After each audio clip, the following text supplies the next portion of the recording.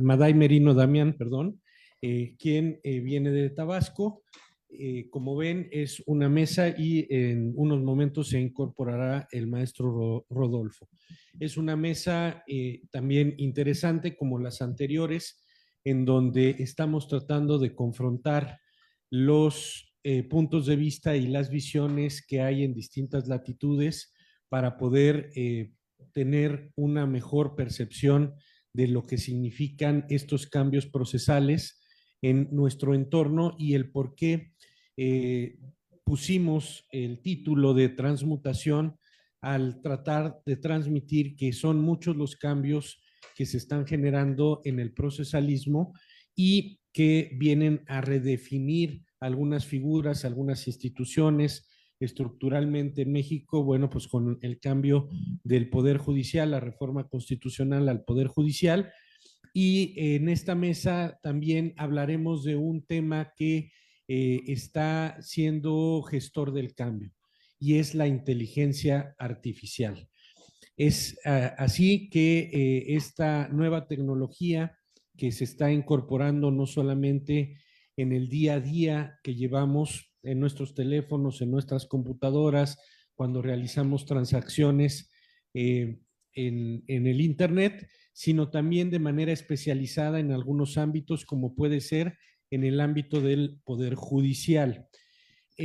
Una de las circunstancias que yo retaba o que reto en este cambio que estamos viviendo al Poder Judicial sería precisamente el no enfocarnos en si el voto, si debe de ser electo el ministro o el Poder Judicial, los magistrados y los jueces, destinar recursos para esa elección que desde mi perspectiva, no solamente desde el punto de vista de la autonomía y la independencia de los jueces, sino desde el punto de vista práctico, cómo vamos a tener las boletas de votación. Si en las pasadas elecciones, hace unos meses, tuvimos problemas para tener 4, 5, 6 boletas, imagínense ahora estar hablando de 2.500 funcionarios judiciales que a cada uno de nosotros en promedio nos correspondería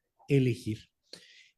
No solamente ese tipo de circunstancias en la teoría, sino en la práctica son las que dificultan, y es en donde yo digo, en lugar de tratar de reformar al Poder Judicial con estos cambios, deberíamos de fortalecerlo en el empleo y el uso de la inteligencia artificial, de las nuevas tecnologías, de las TICs, y fortalecerlo no solamente en infraestructura, sino fortalecerlo en cuanto a las capacidades de sus funcionarios. Todo ese dinero que se va a destinar a, falsamente desde mi perspectiva, democratizar un poder judicial, que sus bases democráticas no se instalan en el voto, sus bases democráticas están en la Constitución, como ya nos lo han explicado en las mesas que anteceden. Pues sin más, déjenme presentar al magistrado Alexandre Freire, que se encuentra con nosotros. Le agradezco mucho su paciencia. El magistrado es funcionario del Tribunal de Justicia de Pernambuco y profesor del doctorado de la Universidad Católica de Pernambuco. Le agradecemos mucho, señor magistrado, que esté aquí con nosotros. El foro es suyo. Adelante. Hola, muy buenas tardes. Espéreme un segundo, el audio.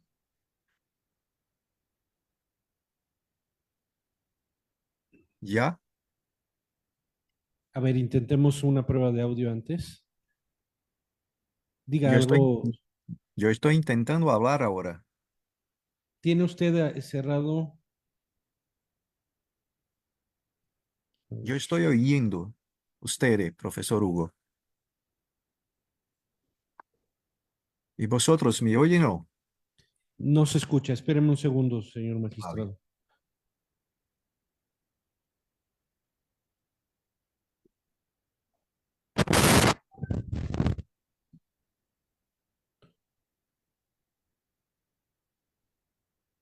No se escucha el audio en el auditorio del magistrado.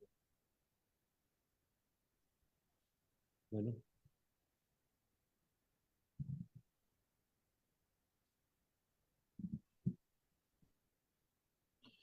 Eh, ahorita ya lo van a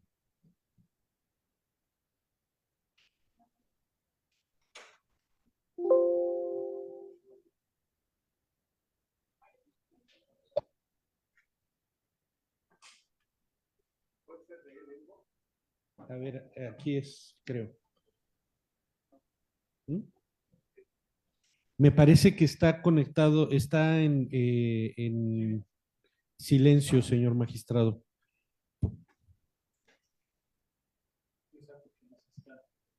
Es que aquí dice, Yo estoy intentando ingresar por el móvil. ya Sí. te escuchamos. ¿Ya? Ya te escuchamos, ya. Muy Adelante. bien. Muy bien.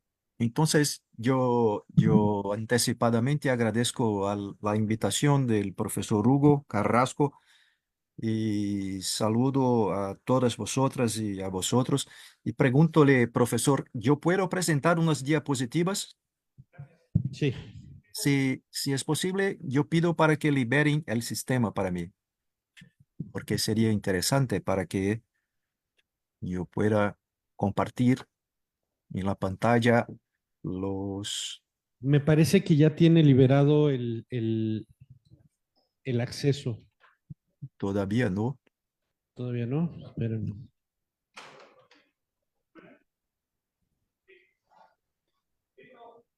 Listo. Ya se Ya, lo liberaron. vale. Un ratito solo, por favor. Sí, claro.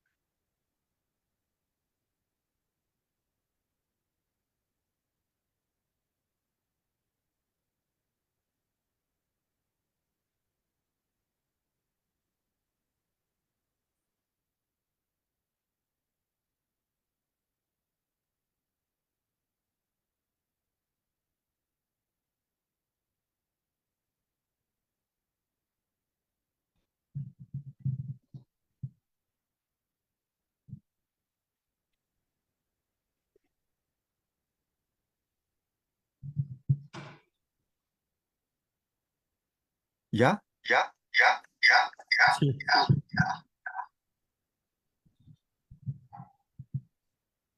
Muy bien.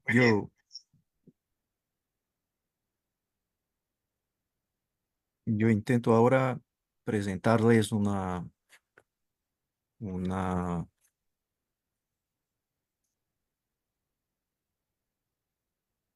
solo un ratito, por favor. Ya.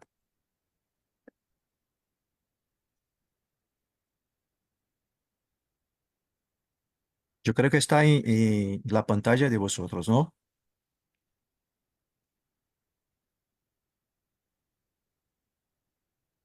Muy bien.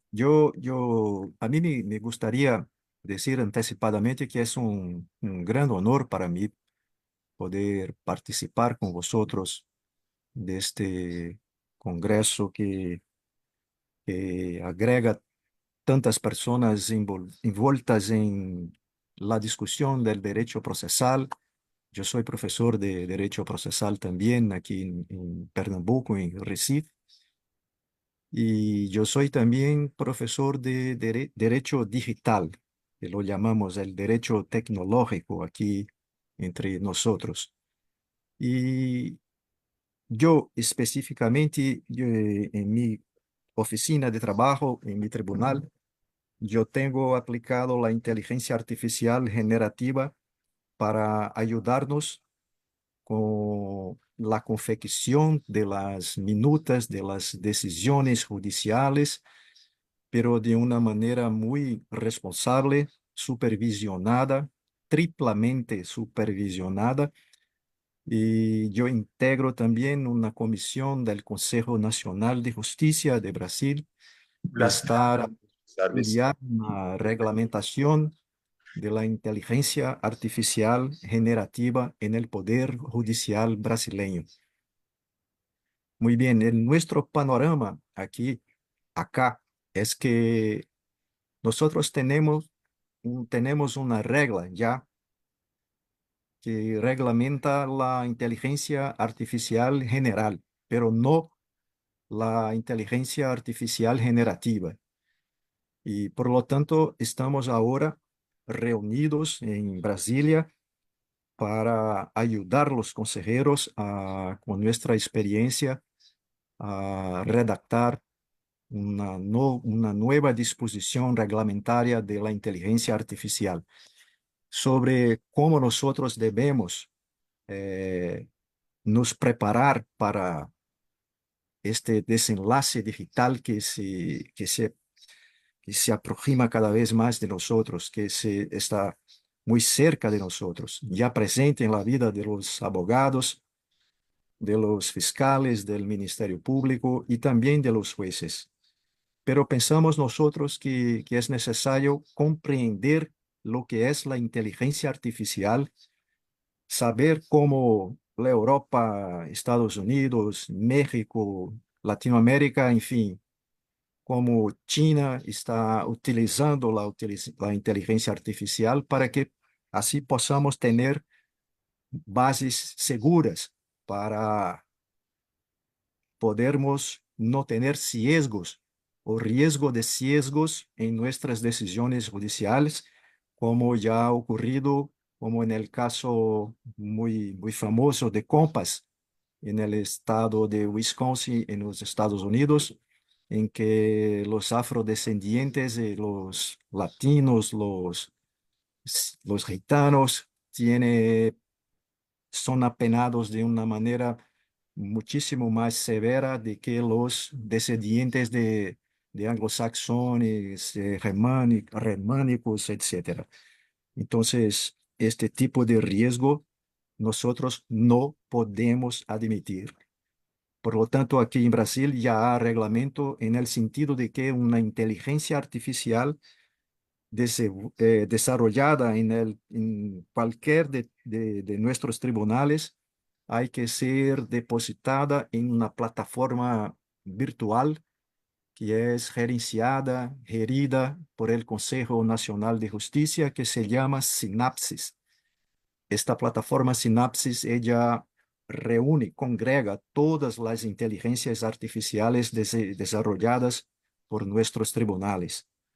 Y hay también una otra plataforma del Consejo Nacional que se llama la Plataforma Digital del Poder Judicial de Brasil, que congrega un sistema llamado Codex que reúne ya actualmente más de 7.000 millones, aquí llamamos 7 billones, 7.000 millones de decisiones judiciales que son geridas por el Consejo Nacional de Justicia, pero todo esto está en nubes, en una nube de la Amazon. Entonces, nosotros nos quedamos bastante preocupados porque sabemos de la necesidad de entender la inteligencia artificial desde Alan Turing, cómo se comunicar con ella y entender que la inteligencia artificial generativa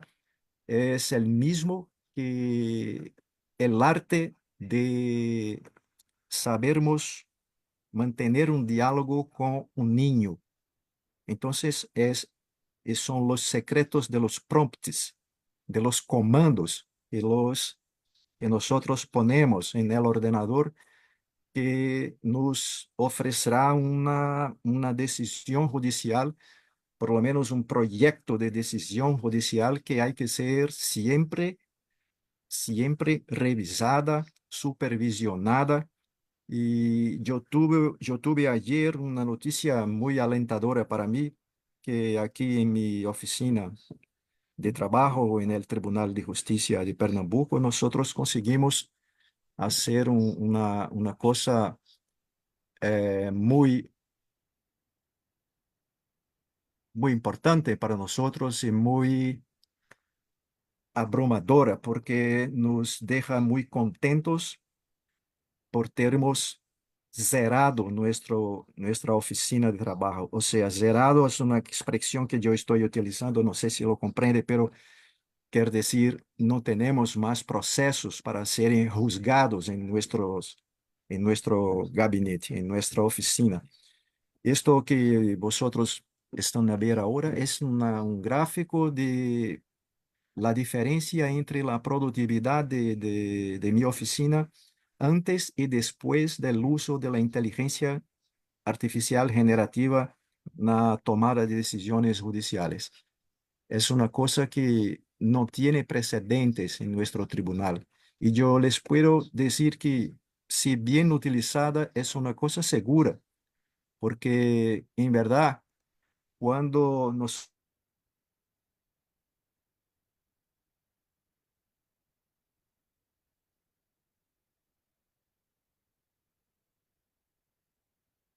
Perdón, yo creo que he caído.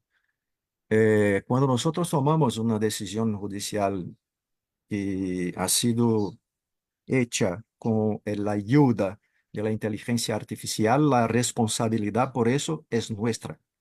Entonces, ya hay un consenso en el Consejo Nacional de Justicia de Brasil en el sentido de que los magistrados y magistradas serán los responsables por el contenido de estas minutas, de estos proyectos de decisiones judiciales que son generadas por este tipo de inteligencia artificial generativa que llamamos de LLM, que son los modelos de lenguaje en larga escala y que puede ser, sí, una herramienta de trabajo estupenda, porque mi oficina de trabajo es una prueba viva del sentido de que es posible legitimar la actuación del Poder Judicial con el uso de la tecnología cuando tomamos los cuidados y las precauciones necesarias y cuando lo hacemos de un modo, de una manera transparente para los abogados, para la fiscalía, para los jurisdiccionados, en resumen, para todos. Entonces, en nuestro tribunal, por ejemplo, nosotros estamos a desarrollar un sistema de inteligencia artificial que es basado en árboles de decisiones, que es una técnica distinta de las redes neuronales.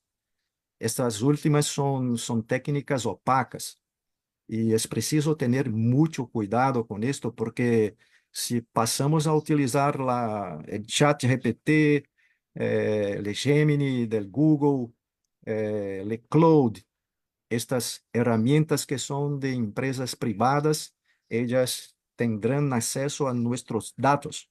Y es preciso tener cuidado en relación a esto porque no podremos admitir que nuestros datos sensibles de nuestros jurisdiccionados sean objeto de análisis por empresas privadas que no tengan necesariamente autorización del Poder Judicial para hacerlo.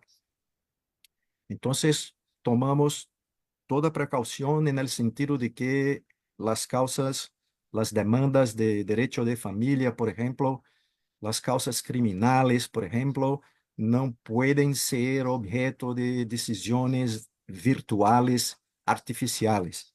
Han que ser 100% humanas. Y es preciso también tener cuidado para que el Big Data, que es segundo la profesora de Harvard, Shoshana Zuboff, sabe todo sobre nosotros y nosotros no sabemos nada sobre ellos. Es un poder desteriorizado, es insurrecto, o sea, no se somete a ningún ordenamiento jurídico de ningún país y se resume hoy a 8 o 9 empresas que quieren tener el poder total de influenciar en las tomadas de decisiones que agreden nuestra soberanía y en esto nosotros no podemos consentir.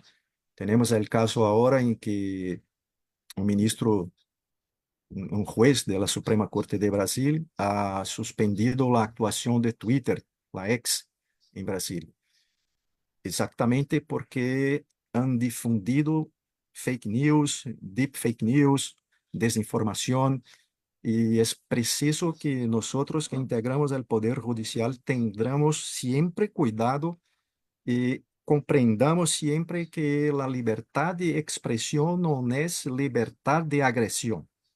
Entonces tendremos que tener reglas claras, como por ejemplo la Europa ahora tiene. El Reino Unido hace algunos meses, yo creo que menos de un año, que tiene una ley llamada Online Safety Bill, en la cual las actividades de estos proveedores de Internet, de aplicaciones de Internet, son bastante reglamentados. Hay una percepción estatal de que este panoptismo digital es mucho más poderoso do que el panoptismo de Michel Foucault, por ejemplo, ¿eh? En que los ciudadanos franceses, por ejemplo, tendrían miedo de ser punidos por el Estado y se comportaban de la manera en que los estados querían, con miedo de ser punidos. El poder digital es mucho más sutil. Hay un verdadero bluff tecnológico en el sentido de Jacques Ellul, que es un pensador francés ya fallecido, mas que ha pensado bastante al respecto de los límites que la técnica hay que tener. Entonces, profesor Hugo, yo tengo que decirte que nuestra experiencia aquí en Brasil es la siguiente. Nosotros tenemos una ley desde diciembre de 2006 que reglamenta todo el derecho procesal de manera electrónica.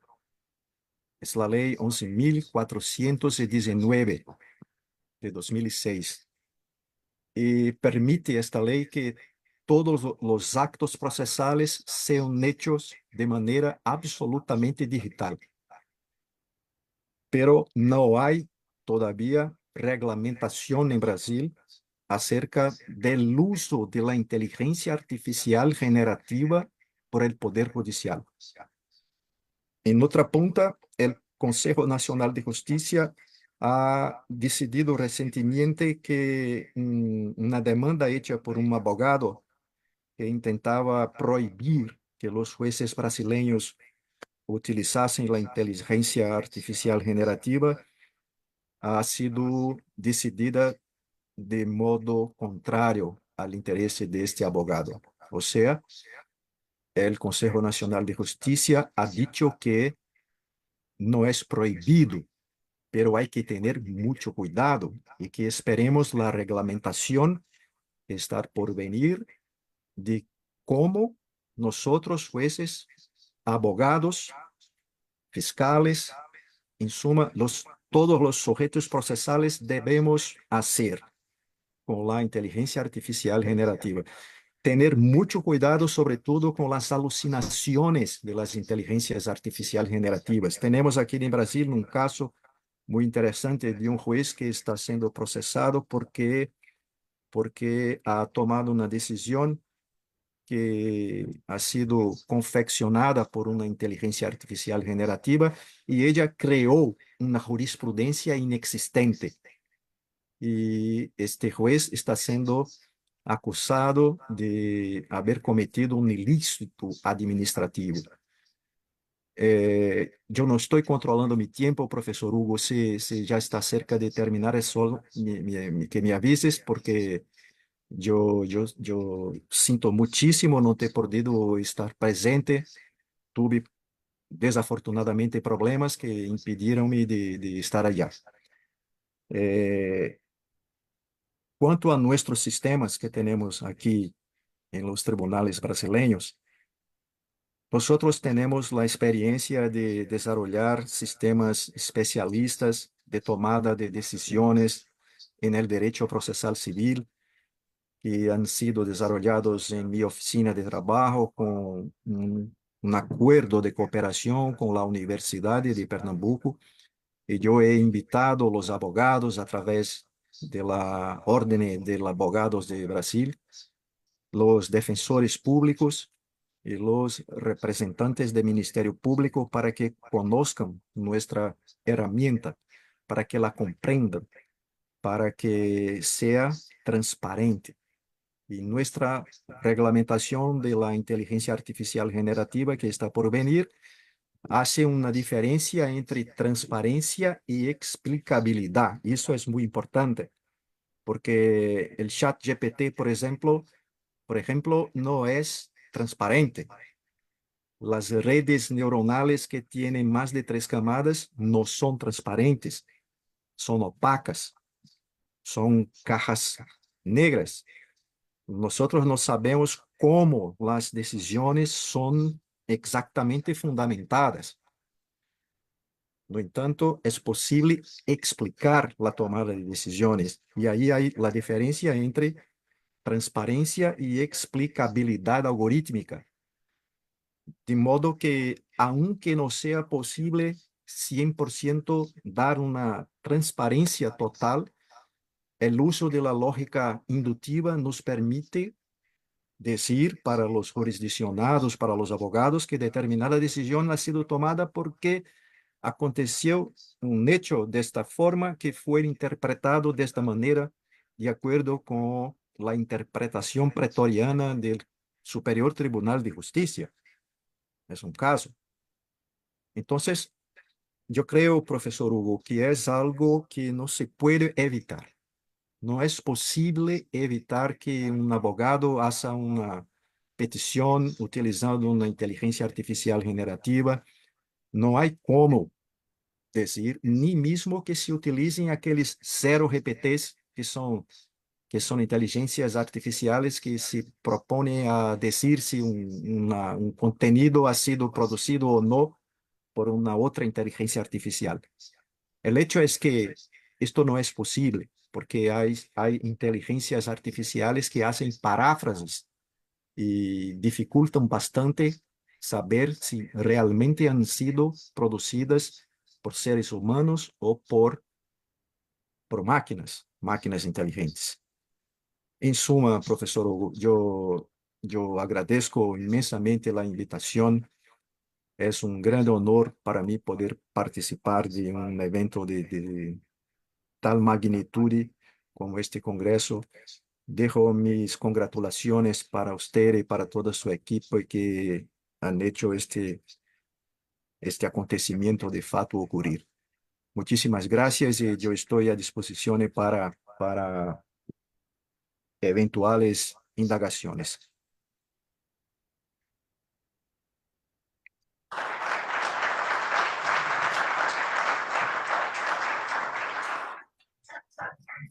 Muchas gracias, señor magistrado. Es impactante ver cómo la estadística que nos ha mostrado en el empleo de la inteligencia artificial en la medida que nos está mencionando con los límites y no hablando de una inteligencia artificial generativa, sino con árbol de decisiones en donde teniendo ciertos límites podemos ocuparla de manera responsable y tener los resultados que usted nos está mostrando. Eh, Supongo que en Brasil, al igual que en México, hay algunos principios, nosotros lo tenemos en la Constitución, el principio de la justicia pronta y expedita.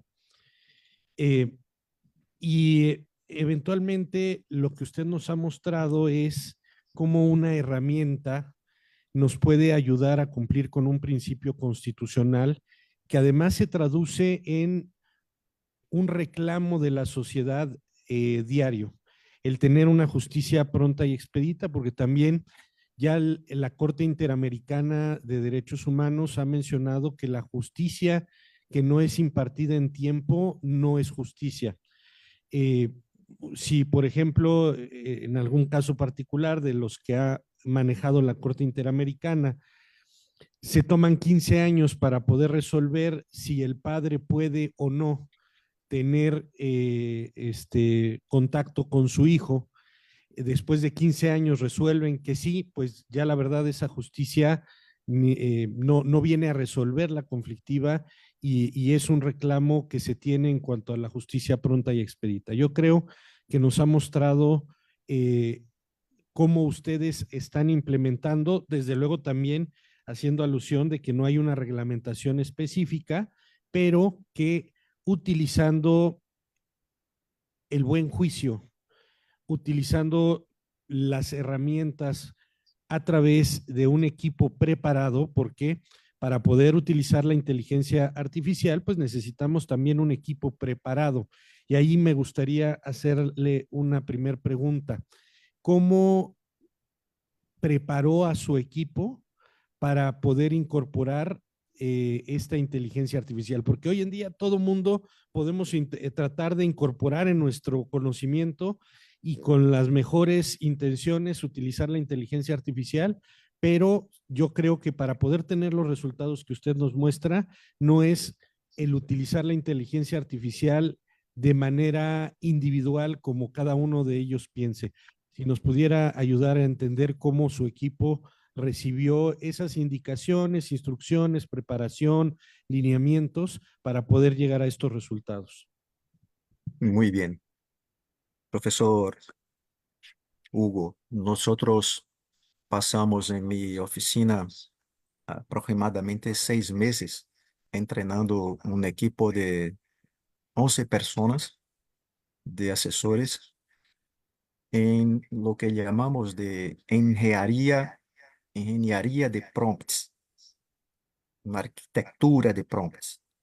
O sea, cómo es posible dialogar con la máquina haciendo con que ella piense que ella sea nosotros.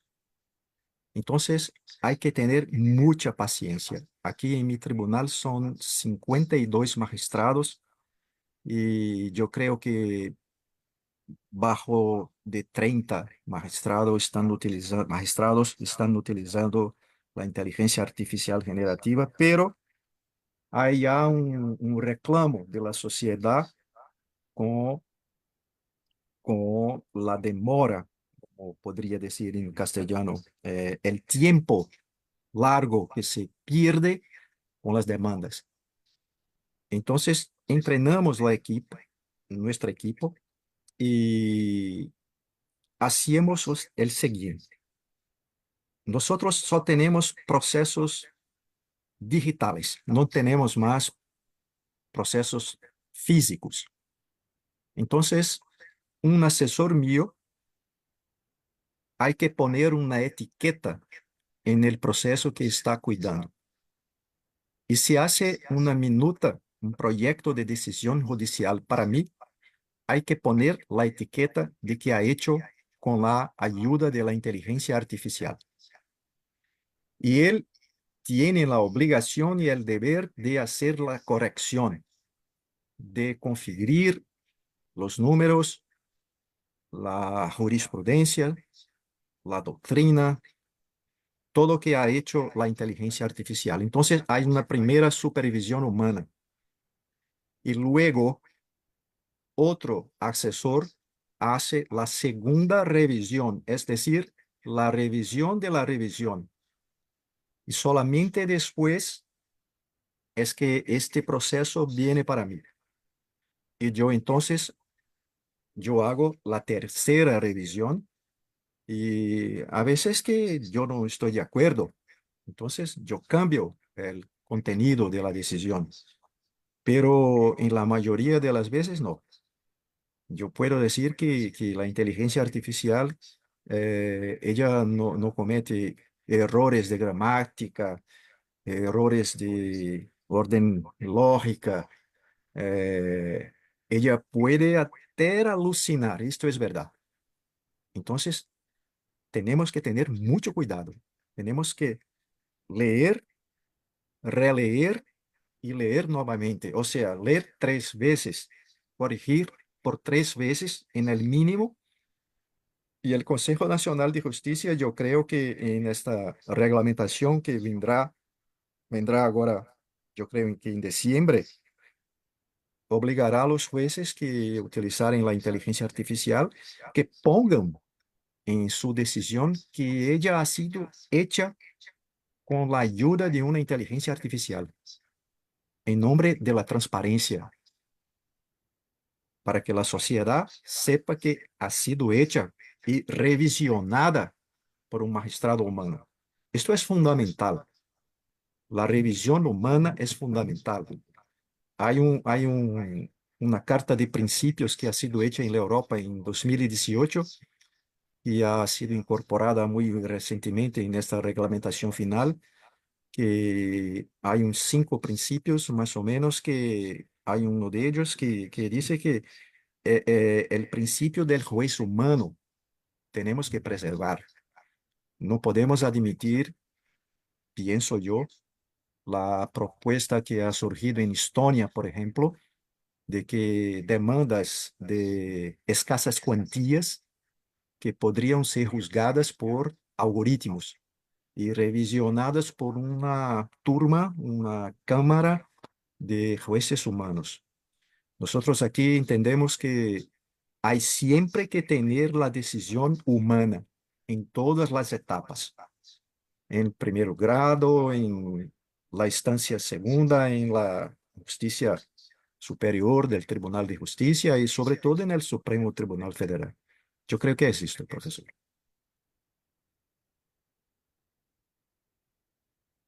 Voy a poner un símil. La inteligencia artificial debe de ser vista como una herramienta, como en su momento a nuestras vidas llegó la computadora. La computadora antes, hace unos 20, 30 años, no era una herramienta que tuviéramos disponible en casa o en tribunales. Y eso llegó a eficientar el trabajo de todos los que ocupamos las computadoras, pero no viene a sustituirnos. Por lo que estoy escuchando de la experiencia que tienen ustedes, la inteligencia artificial debe de ser vista como una herramienta que tiene que ser supervisada, que tiene que transparentarse su uso, mencionarse en las resoluciones cuando es objeto de uso la inteligencia artificial, porque eso también nos da tranquilidad en el manejo. Y me gustaría preguntarle respecto, ha mencionado que en ese proceso que hay una primera revisión, una segunda revisión, luego llega usted. Si tuviera algún caso en particular, obviamente guardando la confidencialidad, algún caso que hubiera tenido en el que usted se hubiera inclinado por la recomendación de la inteligencia artificial en decidir de un sentido o en otro. Muy bien. Hubo un caso en que una familia que se había constituido y tenido una hija y su madre ha abandonado la familia, ha pasado 5 años fuera y luego ha retornado y han ingresado en juicio y pedido lo que llamamos de guarda, de la pose de la niña. Y la magistrada, la jueza de primero grado, ha concedido para ella. Y yo he pedido para 2 asesores míos, una mujer y un hombre, que hiciesen ellos, sin cualquier auxilio de inteligencia artificial, la decisión sobre el recurso contra esta decisión, y ha sido manejado por el padre. Y ambos los dos han hecho una decisión manteniendo la guardia de la crianza, de la niña, con la madre. Y yo no estaba de acuerdo. Mi sentimiento no era este. Entonces yo he pedido para que la inteligencia artificial lo hiciese una decisión sin decirle cuál lo camino a seguir.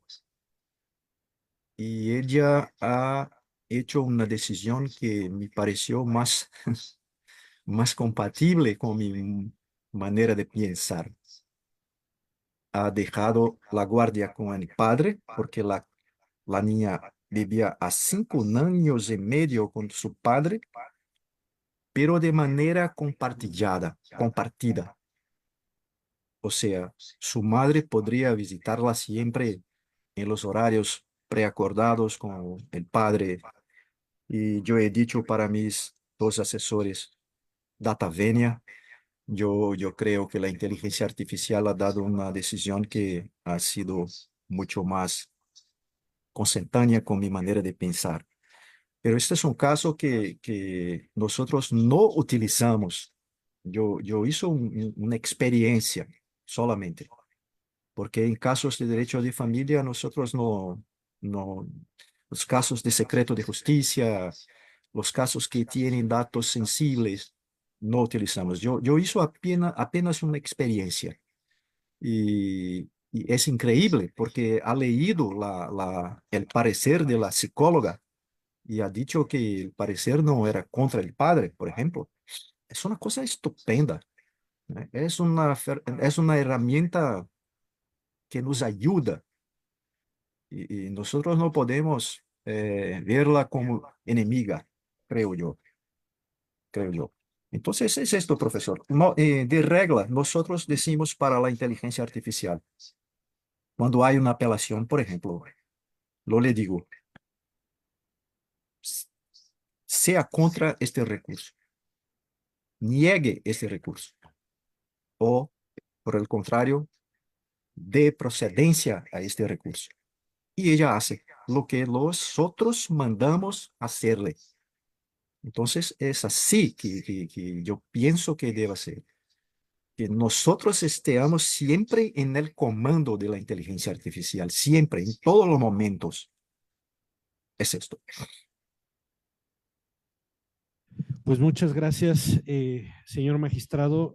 Nos deja con muchas inquietudes. Desde luego, esa es la finalidad de estos congresos, más que traer respuestas, es sembrar inquietudes y saber que estamos todavía en un camino en donde hay mucho que andar, pero escuchar las experiencias de viva voz que se están teniendo en un tribunal en un país hermano como es Brasil, es muy alentador para saber cómo ir orientando nuestros pasos también. Desde luego, este es un primer acercamiento que tenemos con usted ya de manera institucional, es decir, a través del tribunal y a través de la universidad a la que representamos, y esperamos seguir ensanchando los lazos de comunicación y de trabajo con usted y más adelante poderlo tener aquí de visita para que de viva voz pueda compartirnos todas estas experiencias. Le agradecemos mucho, señor magistrado, el haber estado en este Congreso Internacional. Muchas gracias, profesor Hugo, a todas vosotras y vosotros. Y por supuesto que sí, que yo estaré, siempre que me invitares, yo estaré por allá. Un abrazo y hasta luego.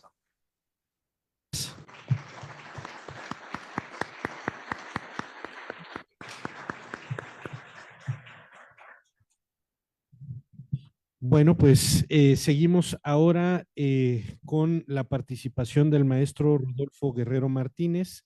Él es director de Coffee Law México.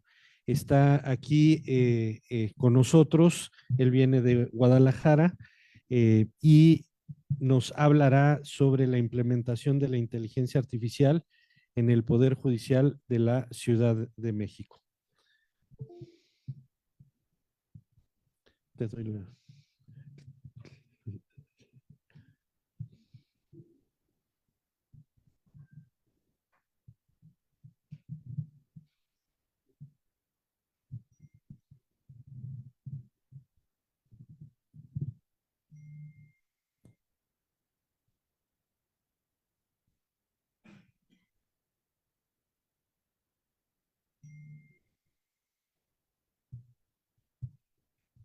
Ahí está arriba. Ya está transmitiendo arriba.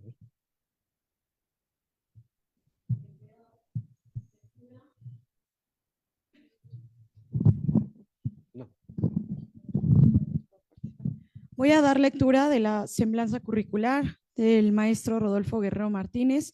Él es abogado por la Benemérita Universidad de Guadalajara y maestro en Derecho con orientación en materia constitucional y administrativa por la misma Casa de Estudios, socio fundador y representante legal de la Civil Coffee Law, doctor Jorge Fernández Ruiz, vicepresidente de la Academia Mexicana de Derecho Informático, capítulo Jalisco, integrante de la Comisión de Prevención del Lavado de Dinero y Financiamiento al Terrorismo en el Colegio de Contadores Públicos de Guadalajara, titular de la Comisión de Legaltech del capítulo Occidente del Ilustre y Nacional Colegio de Abogados de México, AC, profesor de la materia Finanzas y Tecnologías y Aspectos Legales de Criptomonedas y Criptoactivos en la Universidad Panamericana, Campus Guadalajara. Agradecemos mucho su participación porque además sabemos lo ocupado que estás, viene solamente el día de hoy y se tiene que regresar. Él es ponente, conferencista nacional e internacional, alguien muy inteligente a quien yo admiro mucho, Rodolfo, y sobre todo también que formes parte de este colegio, de este proyecto, y darte las gracias porque además nos estás abriendo la puerta para poder firmar convenios de colaboración en las capacitaciones en materia de tecnologías de la información y de la comunicación con el colegio que representa el doctor Hugo Carrasco. Así que bienvenido y esperamos que te sientas a gusto en esta casa de estudios. Gracias a todos. Siempre es un placer estar en la máxima casa de estudios en este país, la UNAM, y particularmente de esta icónica y emblemática Facultad de Derecho. Agradezco mucho la distinción de hacerme parte de estos trabajos tan relevantes, este Congreso Internacional que viene con una provocación muy importante. Mi querida y distinguida doctora Paola Ontiveros, a quien saludo con especial gusto y afecto, este Congreso Internacional de Transmutación Procesal Contemporánea y su impacto en la abogacía. Muy ad hoc este tema que he venido a proponer, mi querido doctora, a esta mesa de trabajo. Sin mayor dilación, comenzamos a propósito de estos tiempos tan complejos de múltiples debates tras la aprobación y entrada en vigencia de la reforma judicial. Hay caminos de luz pese a la oscuridad. Hoy iniciaremos este importante tema de la implementación de la inteligencia artificial en el Poder Judicial de la Federación en nuestro país con esta reflexión, en cierta forma con el espíritu de lo vertido en su momento por Ronald Dworkin del juez Hércules. Aquella capacidad de identificación de principios subyacentes, conexiones lógicas e interpretación que defienda los intereses como parte de la metodología del juez Hércules representa una realidad desafiante y paradójica en el contexto de las tecnologías disruptivas, específicamente de la inteligencia artificial, porque hay muchas otras que podemos mencionar, cadena de bloques, cómputo en la nube y algunas otras tantas más. De esta forma, invocamos a este ilustre personaje en nuestra narrativa inicial. La visión de Dworkin sobre Hércules está integrada por aspectos que son bastante clave en torno a la integridad y a la coherencia que prevalezca en esos principios sustantivos de justicia, de debido proceso, de equidad. Además de la omnisciencia y de la búsqueda de la respuesta correcta, volver un abogado que, si bien no sea un oráculo, realmente cumpla con esas máximas que recientemente escuché que pronunció el doctor Hugo Carrasco, justicia pronta y expedita. Recientemente este tema lo he propuesto para el aniversario número 200 del Poder Judicial del Estado de Jalisco, que ha tenido en cuenta una obra colectiva para celebrar estos trabajos, y este es el tema que hemos venido a proponer en esa obra de diversos autores. Bien, eso tiene una finalidad y es que realmente se incorpore todos los datos de la mejor forma metodológicamente posible.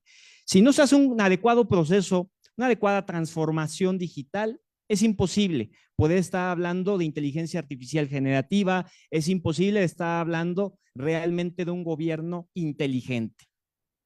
Meramente estaríamos hablando de un gobierno digital, que por cierto no tiene una legislación a nivel federal.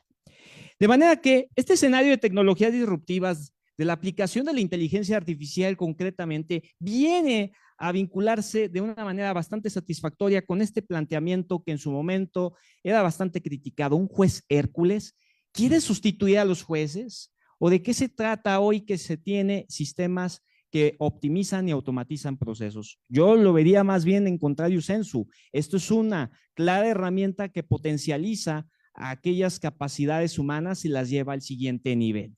La presentación es clara. El Poder Judicial de la Federación en nuestro país debe hacerse un especial énfasis sobre la utilización de la inteligencia artificial. Debe de normarla, de manera que en el Congreso del Estado de Jalisco estamos proponiendo para la próxima toma de protesta de nuestro gobernador, que ha sido recientemente ratificado por el Tribunal Electoral del Poder Judicial de la Federación, que será el gobernador del Estado de Jalisco, Pablo Lemus, el que se proponga para el Congreso del Estado de Jalisco una ley en materia de gobierno digital e inteligencia artificial.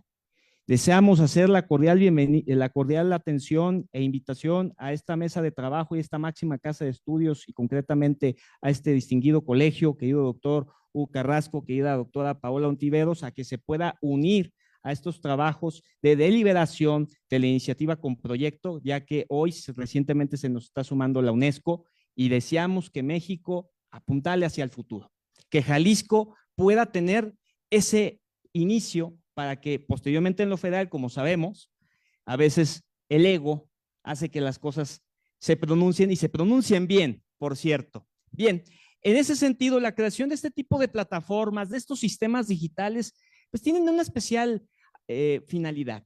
El acceso a la información en la gestión eficiente de los casos en diferentes materias. Lo laboral a propósito del nuevo modelo de justicia laboral que viene a considerar tribunales, centros de conciliación y demás figuras que permitan ya por fin la incorporación satisfactoria de herramientas de análisis de datos, de decisiones automatizadas para brindar de esa manera un apoyo efectivo a quien imparte justicia en nuestro país. Si vamos a tener la figura de un juez del pueblo, pues que ese juez del pueblo haga las cosas lo mejor que se pueda y que tenga una carrera judicial de preferencia.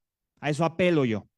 La justicia sostiene un papel crucial en el desarrollo entonces de la sociedad democrática y próspera que deseamos tener en este país. Y a propósito de esto, hemos involucrado a otro de los grandes titanes, a mi parecer, que es John Rawls con la teoría de la justicia. ¿Cómo podemos llevar a lo más actual estos planteamientos que él vertía, esa base de valores que se encuentra en una postura original de igualdad que establece una relación fundamental entre todos los integrantes de una sociedad? Así, entendiendo sus valores esenciales del ciudadano en su libertad individual, en sus ideas racionales que promuevan un bienestar personal y que evidentemente vayan bajo las máximas que hoy dictan los tratados internacionales de los cuales todavía México, y así lo deseamos, sigue siendo parte. Bien, una vez llevado a cabo esta presentación, estas preliminares, estas invitaciones, podemos advertir que desde ya la inteligencia artificial generativa forma parte de este planteamiento en el cual evidentemente tenemos que reconocer cuál es la gran diferencia entre inteligencia artificial general e inteligencia artificial generativa.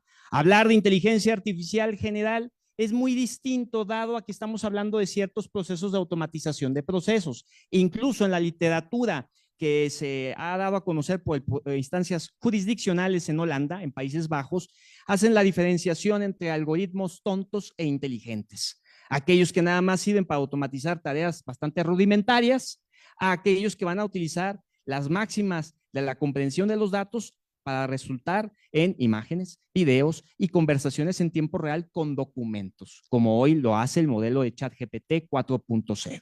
Bien, la inteligencia artificial generativa, pero no solamente la convencional, sino aquella que hoy es vista desde el punto de vista de grandes empresas como Gartner, a partir de tendencias tecnológicas, nos invoca incluso la inteligencia artificial generativa democratizada. ¿Qué significa esto? Que esto va a enguardar tres categorías. La primera, que vaya en curso con los usuarios, que somos todos los aquí presentes. Tendrán acceso constante al conocimiento, a las habilidades técnicas que antes no estaban a su disposición. ¿Y qué pasa en días recientes? Tenemos dado a conocer el nuevo modelo Omni One de OpenAI, el cual presume ya tener un alcance superior o igual a la capacidad de razonamiento que tienen las personas de más alto coeficiente intelectual. Eso es importante para que nosotros otra vez, con estos marcos regulatorios y de concientización y capacitación, hagamos el uso adecuado de estos nuevos insumos y de esta nueva convocatoria. Por otra parte, está la tecnología como otra de las categorías. Aquí se hace mención a la confluencia de la nube y del código abierto que democratizará la inteligencia artificial y ya lo está haciendo. ¿Cuántos de ustedes, levante la mano, por favor, gentil auditorio, ha utilizado Hugging Face? HuggingFace.co, código abierto. No se necesita pagar ChatGPT 4. Necesitamos profundizarnos en código abierto y tenemos asistentes y diferentes modelos de inteligencia artificial. Hoy, si vas a googlear y vas a incursionar a Hugging Face, te invito a que generes para ese propósito una nueva cuenta de Gmail para que no pongas esa moneda de cambio que son tus datos personales. Una vez habiendo establecido esto, desde luego que tenemos un claro exhorto a esa visión de elementos y de principios rectores como parte de esta propuesta para un poder judicial como es el de nuestro país, concretamente para la aplicación correcta, afortunada de la inteligencia artificial. Y para eso entonces estamos haciendo mención a una serie de puntos clave que ves en la pantalla. Número 1, la transparencia, sin lugar a dudas. Y tomemos en cuenta esto porque el órgano constitucional autónomo que representa al INAI en nuestro país tiene que seguir existiendo. No hay forma de avanzar y de apuntalar el futuro si se eliminan los OCAS. Transparencia, otorgar acceso al público de todos los procesos legales y judiciales en medida de las máximas de una versión pública tal y cual dicta el marco jurídico vigente en materia de protección de datos personales. Artículo 6 constitucional, es un derecho humano la protección de datos personales. Responsabilidad. Desde luego estamos hablando de la privacidad de los datos, estamos hablando de ese punto clave de cómo estamos entrenando los modelos de inteligencia artificial. Y para esto es importante hacer un pequeño y afortunado paréntesis. Número 1, la piedra angular son los datos. Número 2, esos datos van a estar siendo parte de un algoritmo, una secuencia finita de pasos que nos va a permitir resolver o llegar a la concreción de una tarea en lo específico. Y con un conjunto de algoritmos que funcionan a partir de cierta cantidad de datos, tenemos un traje, que es la inteligencia artificial. Una vez estableciendo ese paréntesis y esas máximas, evidentemente nos hace un total sentido establecer el tercer punto que ves en la pantalla, la evaluación y el monitoreo. ¿De qué manera está funcionando esto? ¿Hicimos bien nuestra tarea? No. La evaluación de impacto solamente queda en letra muerta en la Ley Federal de Protección de Datos Personales en posesión de particulares o de la Ley General de Protección de Datos en posesión de sujetos obligados. Y por supuesto, la flexibilidad y la adaptabilidad. Y con ello, por supuesto, el compromiso de la equidad y la justicia. Considerar esos principios éticos que más adelante mencionaré de forma sucinta, pero estimo importante en esta conversación. Bien, sin mayor dilación, entonces nos vamos a este punto en la pantalla. Con esa panorámica tan esencial, evidentemente México está yendo hacia donde todos los países se están dirigiendo en la actualidad. Un panorama en donde se pugna por la regulación, no la sobreregulación, que no es lo mismo en materia de inteligencia artificial.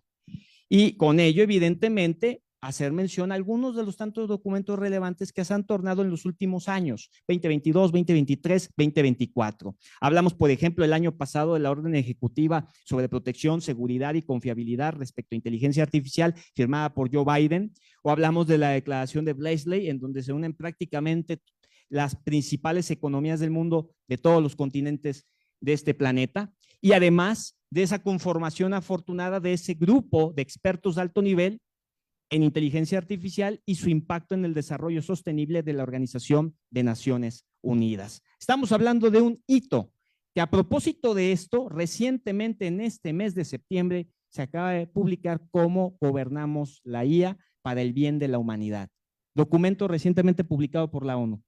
Entonces, a partir de estas máximas, por supuesto que México, si acata bien su marco jurídico, su avance, ese convenio 108 con el Consejo de Europa, eso que tenemos en compromiso con el TEMEC, por supuesto vamos a llegar a esa red del Centro de Cuarta Revolución Industrial que ha propuesto desde hace tiempo el Foro Económico Mundial.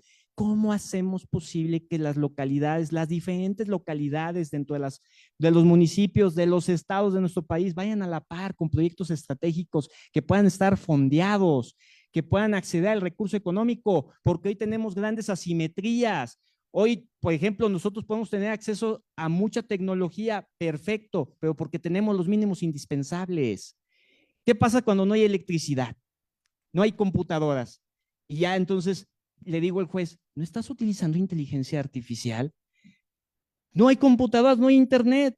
¿De qué me estás hablando? Es importante tener esos mínimos indispensables a propósito del exhorto que ha hecho en diferentes partes del mundo el Foro Económico Mundial.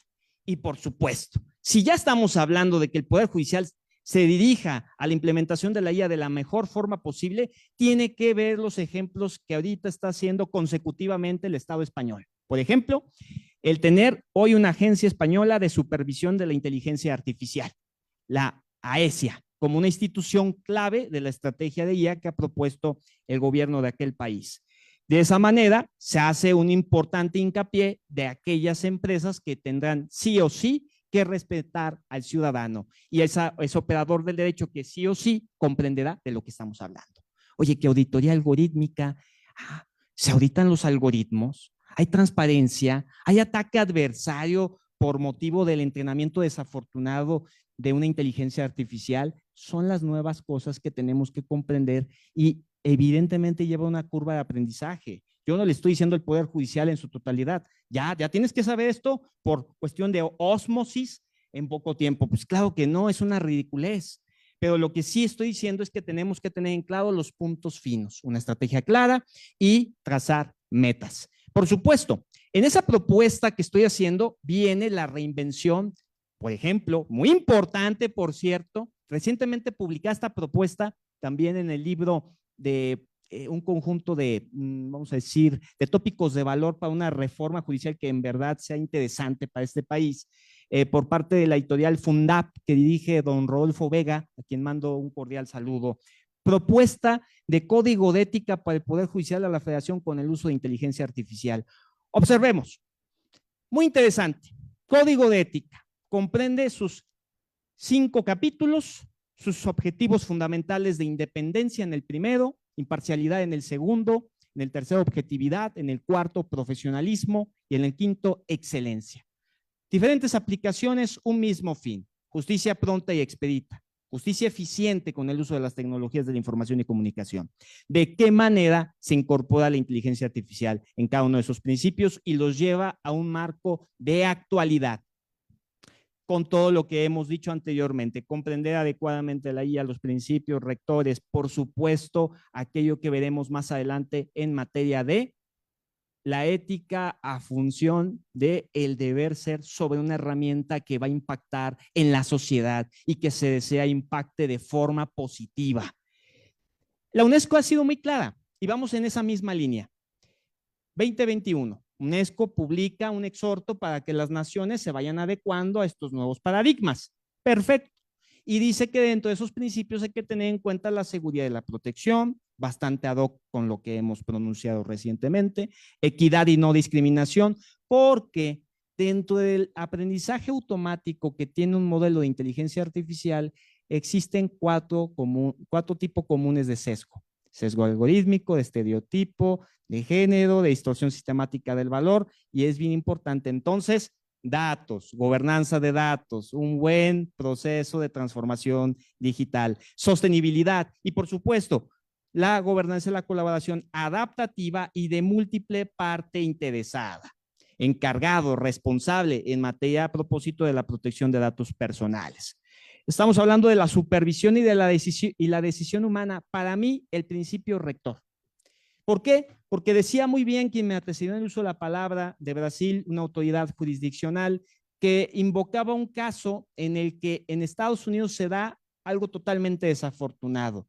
Lo voy a resumir con este eslogan, #no al copy-paste, en donde un abogado de una firma se ve involucrado en ese denominado caso Mata versus Avianca y utiliza ChatGPT como si fuera un buscador jurídico autorizado, copia y pega jurisprudencia que no tenía él la certeza de su existencia, la presenta como fidedigna en un caso en los tribunales de Nueva York y se da el escándalo de la nación, o por lo menos de Nueva York. ¿Cómo un abogado, una firma de cierto nivel se atreve a presentarnos ese tipo de mentiras Es como si un abogado presentara cosas del Rincón del Vago en su momento. ¿Qué pasa con eso? Ese tipo de cuestiones son las que hay que recalcar a propósito de lo que también ha apuntalado Colombia. Colombia desde el año pasado tiene jueces como el del circuito de Cartagena, Juan Manuel Padilla, que también manda un cordial saludo, querido amigo, en materia laboral, y él establece el uso de ChatGPT, pero no para hacer un copy-paste, sino, a mi parecer, para hacer un nuevo proceso dialéctico. Es decir, en lugar de una persona de carne y hueso, mi amigo artificial inteligente. Que yo debo de ser más inteligente, ¿eh? Que luego que inteligencia artificial y tu inteligencia natural, ¿dónde quedó? Entonces, deliberas con tu amigo artificial inteligente y ya sacas tus conjeturas y resuelves, que es lo que hizo Juan Manuel Padilla, palabras más, palabras menos. Y por supuesto, ese es el camino y no solamente decir, asumo que está bien, lo presento y el escándalo y la multa, que a mi parecer fue muy pequeña la penalización para el abogado, $5,000 de multa y la disculpa a aquellas autoridades que estuvieron involucradas en esas jurisprudencias inexistentes que le arrojó ChatGPT. Bien, en esa propuesta que estoy compartiéndoles en este momento, en esta participación, en esta mesa de trabajo, por supuesto tiene que hacer alusión a la auditoría de los algoritmos. Tenemos que auditar. ¿Fue correctamente entrenado este modelo? ¿A partir de qué datos? Bueno, a propósito de eso, es muy enfática la Asociación Estadounidense de la Computación con sus 7 directrices para garantizar la transparencia en una auditoría de esta naturaleza. Hablamos de concienciación, hablamos de impugnación y de comprensión, hablamos de responsabilidad y por supuesto de transparencia. A partir de esos 4 puntos, evidentemente vendrá el desglose y la reacción en cadena de la procedencia de los datos, de la auditabilidad y de la validación y la prueba. Si todo se hizo correctamente, tendremos un buen modelo de un tribunal inteligente, pero con operadores del derecho de primer nivel, como siempre se ha deseado y hemos visto, y quienes tienen mucha más experiencia que yo por haber vivido todas esas transformaciones del siglo pasado, pues por supuesto no me dejarán mentir que eran grandes juristas que hoy se nos están yendo, don Sergio García Ramírez, grandes juristas, el doctor Jorge Fernández Ruiz, tengo el honor de ser su ahijado, etcétera, son importantes personas que tenemos que seguir esos pasos y apuntalar, reitero, hacia el futuro. Bien, para terminar oportunamente estas reflexiones en esta mesa, con la venia de quienes integran estos trabajos, esta mesa de honor, me permito imponer la siguiente provocación. Si logramos todo lo anterior, si en verdad establecemos una buena y afortunada incorporación de la inteligencia artificial en el Poder Judicial de la Federación, y con ello después en los poderes judiciales de las 32 entidades de la República, podemos hacer frente a nuevos fenómenos que hoy aquejan a miles de ciudadanos o a cientos de miles de ciudadanos, como lo es el deepfake. ¿Han escuchado de los deepfake? Ese nuevo modus operandi del cibercrimen que genera caos, fraude, estafa, manipulación. Y yo pensaba que realmente era mi familiar y todo era mentira. A partir de eso, entonces, ¿cómo funciona? Es una sobreposición de un rostro de alguien más, por ejemplo, que yo me quisiera hacer pasar por el doctor Hugo Carrasco, y utilizo su voz también, y dicen, está partiendo una conferencia en Zoom, y dicen, no, yo nunca, y usted habló a favor de lo que está pasando en Estados Unidos, por ejemplo, no, yo nunca me metería en ese tipo de temas. Esos son los riesgos que hoy no se han tenido comprendidos, por ejemplo, a propósito de la Ley General de Sociedades Mercantiles con las asambleas virtuales. No, sí, las asambleas virtuales, una panacea, sí, claro, y el tema de ciberseguridad, me lo saludan porque hasta el día de hoy son muchas las iniciativas con proyecto y ninguna ha sido aprobada, pero ya tenemos otras cosas aprobadas. En fin, no me meto en más polémica. Simplemente sí habría algunas preguntas a partir de ese fenómeno y de esa provocación. ¿Cuáles son algunas de las mejores aplicaciones y sitios web de deepfake? Pero para un propósito adecuado, querido recinto, en este auditorio en la Facultad de Derecho de la UNAM. Estamos hablando del deber ser. El deber ser es un propósito aquí educativo. No es para ninguna otra circunstancia. Y esto nos puede servir, por ejemplo, en un profesor de cualquier universidad en ese país está enfermo y va a utilizar una plataforma y es su avatar. es la extensión de su personalidad jurídica en un avatar. Y va a dar una videoconferencia y va a estar programado en Moodle y va a estar programado en Classroom y va a ser él y van a decir los alumnos, está el maestro. Pues no es cierto, ¿no? Pero es mi gemelo digital. Y entonces a partir de eso es la forma adecuada de utilizar este tipo de tecnología. No todo es malo. Es como decir que Bitcoin es malo. Pues claro que no. Si se utiliza para hacer cosas lamentables e ilícitas, eso no quiere decir que la tecnología sea mala. Bien, son algunas de las plataformas las que ves en pantalla que se pueden utilizar para estos propósitos. No temas porque en un momento más mencionaré algo en tiempo real de cómo se genera esto para que te impactes y lo veas con seriedad. ¿Cuáles son algunos de los mejores softwares de Deepfake? Bueno, pues algunos de los que estás viendo en pantalla, Deep Face Lab, Face Ordered Motion Model y algunos otros tantos más. ¿Cómo puedo detectarlo? Eso es muy importante. Conforme avanza la tecnología, prácticamente es muy complicado distinguir esa falta de sincronización de labios o esos artefactos en orejas que se vea algo raro y que digas, no, eso no es cierto, eso es falso. O una falta de asimetría en pelo o en dientes para aquellos que sonríen y muestran su sonrisa colgate. En fin, ese tipo de cuestiones son las que hoy se han marcado en propuestas, por ejemplo, Sensity. Es uno de los softwares que hoy sirven para identificar esos ultrafalsos. Bien, ¿cómo puedo crear un video de esta naturaleza con una imagen de mi cara? Face Swap. Estamos hablando de los pasos a seguir para la generación y abrimos de los telones para este tipo de situaciones. Bueno, número 1, necesitamos reconocer plataformas como la que ves en pantalla, BitNox, a través de la cual podemos poner una imagen, un video, y es una ecuación matemática, podemos decirlo así de manera muy sencilla, ¿no? Tenemos una imagen para estos pasos a seguir y esto que vamos a mostrar con ustedes en tiempo real. La imagen de este protagonista recientemente condecorada por los Oscars Murphy y por otra parte en Oppenheimer y por otra parte el discurso, el posicionamiento de Enrique Peña Nieto como en su momento presidente de la República frente a lo complicado que era la relación con Donald Trump, que hoy desea otra vez ser presidente de su país. Bien, bueno, a partir de esto no se escucha el audio, pero ¿qué pasa si sumamos los dos factores? Tenemos al Oppenheimer, ¿verdad? Dicen, caramba, es el actor, es Murphy, y está sobre Peña Nieto. Dices, caray, Peña Nieto se volvió más galán de lo que lo catalogaban las señoritas. Bueno, yo no sé, yo no soy quien para valorar esas situaciones.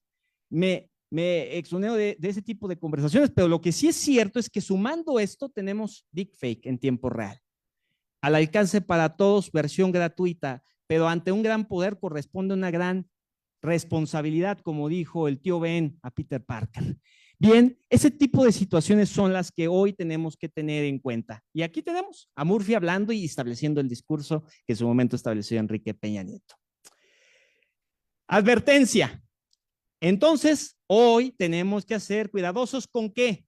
Con nuestra información. Quiero que pongas atención a esta pieza de contenido en donde se menciona que en más de 75% de los padres comparten datos de sus hijos, fotografías, videos, 8 de cada 10 padres. Es grande la estadística. Van en este momento a la sala de cine 2 adultos y ahorita estás viendo una nena con historias de Insta, de Facebook y sin pensar que eso va a generar terribles males para la nena en un futuro. Bien. Entran, ya tienen sus palomitas, se sientan en la sala de cine sin saber que van a ver la versión adulta de su hija por toda la información que han proporcionado de ella en las redes sociales digitales. Vamos a recrear a su nena en su versión adulta con apoyo de la inteligencia artificial. Y ella cela. Y le va a decir a sus padres que ella es producto precisamente por haber compartido la información en plataformas y redes sociales digitales. Eso va a generar un sinfín de estragos para la vida futura de su niña, para que sea objeto de extorsiones, para que difamen su imagen y un sinfín de cosas adicionales. Eso es lo que yo vengo hoy a prevenirles como la parte de una gran responsabilidad y como parte fundamental entonces de una cultura digital. De ahí parte todo. Por eso hacía alusión a una ley y hacía alusión, y hoy lo reafirmo y lo traigo a consideración de esta mesa, de un Plan Nacional de Desarrollo en el próximo sexenio de Claudia Sheinbaum que establezca con nombre y apellido la cultura digital. ¿Quién lo va a establecer? ¿Cómo se va a hacer? ¿En cuántos periodos se van a definir ciertas y cuáles metas? Porque solamente así vamos a partir de lo más a lo menos o en todo caso a lo específico. Normativa, gobierno digital, inteligencia artificial, educación, reinvención de la enseñanza de los profesionistas del mañana en este siglo XXI. Es la manera en cómo debemos de ver las cosas. Y así, si hacemos todo bien, tenemos herramientas que nos permiten generar otra optimización de procesos. Como ejemplo, lo que les decía, generar versiones de nosotros que nos permitan educar, que nos permitan hacer esa educación en un modelo asíncrono, en un modelo mucho más interactivo para los diferentes estudiantes y perfiles auditivos, visuales y kinestésicos. Y a propósito de esto, en la Universidad de Guadalajara les hemos establecido a los profesores el reconocimiento de muchas de las herramientas que ves en pantalla, sobre todo haciendo hincapié de que la identidad digital será importante. Vale más generar un avatar, pero no un avatar tuyo, sino en este caso un activo digital de alguien que no existe y que tal vez sea importante además considerarlo como dentro de los desafíos de la propiedad intelectual y de los derechos de autor. Porque si yo genero una imagen que luego que me va a representar en ciertos actos de educación, no quiero que luego lo utilicen para hacer una cuenta de OnlyFans. Espérame tantito, de enseñar matemáticas o derecho romano, va a enseñar otro tipo de cuestiones malévolas. No quiero imaginar este tipo de circunstancias. Bien, en todo y cada uno de sus puntos recalca esto. Me voy inmediatamente a la plataforma. Sinestesia, educación. Vas a generar hoy una conferencia gratuita, versión gratuita. Yo no, aquí no les estoy diciendo tienen que pagar, versión gratuita. Generamos un prompt, conferencia del tema de educación con inteligencia artificial y el resultado es tener un avatar con acento colombiano que me está explicando en tiempo real cómo vamos a comprender esta materia. Inteligencia artificial en la educación superior. Y me va a ir narrando y creando ese mismo prompt, esa misma plataforma, secuencias. Y bueno, pues eso son algunos de los puntos que hoy podemos generar de forma adecuada. Heyen es lo que te permite tener un avatar de ti mismo, pero yo te digo, es bajo tu responsabilidad. Yo no vengo a invitarte a que hagas un avatar de ti mismo. Oye, el profesor, el maestro Rodolfo, no, yo no dije tal cosa. Dije, generen un activo aparte. Si ustedes quieren, bajo su responsabilidad, porque eso es parte también de los debates de hoy, que las plataformas, aunque den servicios globales, tienen una responsabilidad con los usuarios de un país por las operaciones y por el respeto al marco jurídico en materia de protección de datos personales. Oye, es que soy TikTok. Pues sí, mucho gusto. Tienes que respetar las leyes de protección de datos personales. Oye, prestas un servicio aquí, hay usuarios inscritos en tu plataforma, ¿vas a respetar aquí? Y si no, vamos a censurarte. ¿Pero por qué? Pues porque no estás respetando la identidad digital de los mexicanos. Y el resultado es un avatar general que te puede explicar un tema también en Heyen. Muy interesante para establecer de nueva cuenta esas dinámicas con un estudiante que desea apropiarse del conocimiento y ver de una forma distinta las cosas. Hoy estamos haciendo una propuesta que realmente vea estos temas de frontera, que los haga realidad en el Poder Judicial de la Federación, pero que también con ello vea la parte transversal e inclusiva de todos aquellos que van a ser en este recinto futuras y futuros operadores de la ciencia jurídica. Bien, vengo a hacerles una invitación, mi querido doctor, doctoras, recinto, amable auditorio, a que sean parte el próximo día jueves 26 de septiembre a las 11 horas de una conversación que tendremos del reciente filme estrenado en España, Justicia Artificial, donde tendremos una conversación directa con el director Simón Casal y que trata todas esas grandes preguntas de si la inteligencia artificial podrá hacer las veces de la administración de justicia mejor que un juez de carne y hueso. Aquí está el registro para que puedan desde ya ser parte de este evento y además tener su certificación, claro, porque los estudiantes quieren ampliar la egoteca académica, por supuesto. Bueno, no, la síntesis curricular, ¿verdad? Lo otro no corresponde tanto, no. Aquí apelamos a la humildad. La humildad es lo principal en estas conversaciones, mis queridas doctoras y doctor Hugo Carrasco. Bien, termino con esta reflexión de Christian Lloyd Lench, que siempre me encanta mencionar en estas mesas con estas temáticas. La tecnología es un sirviente útil y así deberá de ser. no solamente de hoy, sino hacia adelante, porque si es un jefe, sería un jefe peligroso. Yo les agradezco mucho y les dejo a continuación las controversiales redes sociales para seguir en comunicación. Gracias.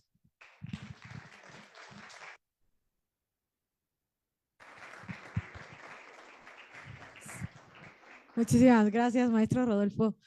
Siempre un gusto estarte escuchando porque uno aprende demasiado, a pesar de que estamos en la constante investigación y actualización de los temas. Escucharte nos hace crecer bastante con estos análisis. Y las recomendaciones de siempre, ¿no? Creo que es algo que todavía no se ha superado en materia de regulación de inteligencia artificial, que es la responsabilidad de la privacidad de datos personales, el entrenamiento de los algoritmos, que algo que les decía ayer porque estaban preocupados con el tema de la inteligencia artificial es que partimos de la programación, no es algo nuevo, ¿no? Es algo que no hemos sabido cómo regularlo y cómo trabajarlo y cómo permear todos esos retos que tiene la inteligencia artificial y además la regulación en torno a, o sea, no nada más es una cuestión de inteligencia artificial, sino todo lo que conlleva la regulación alrededor de la inteligencia artificial. Desarrollos de proyectos estratégicos, definitivamente, la supervisión y las metas o los objetivos que tiene ese desarrollo de inteligencia artificial. Tenemos 5 iniciativas de ley en materia de inteligencia artificial en México, que, como bien dices tú, no han sido aprobadas, y lo único que establecen como parámetros es las prohibiciones de la inteligencia artificial, el alto riesgo y la regulación de la inteligencia artificial generativa, no más.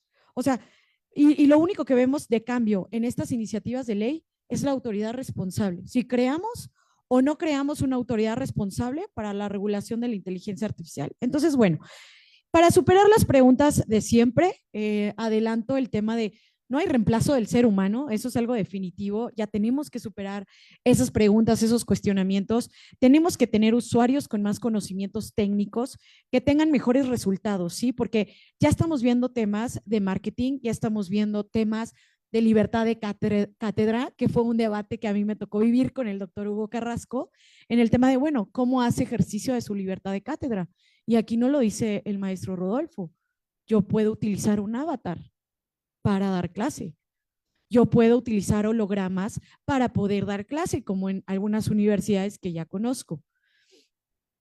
Conocemos todos, pues. Exacto. Entonces, ¿cómo van a hacer uso los académicos y los estudiantes en el uso de esta inteligencia artificial generativa? ¿Sí? Entonces, hay que tener un aumento, por supuesto, de la creatividad y del análisis de la información, voltear a ver qué están haciendo otros países definitivamente, y sobre todo el tema de los efectos que va a causar la inteligencia artificial.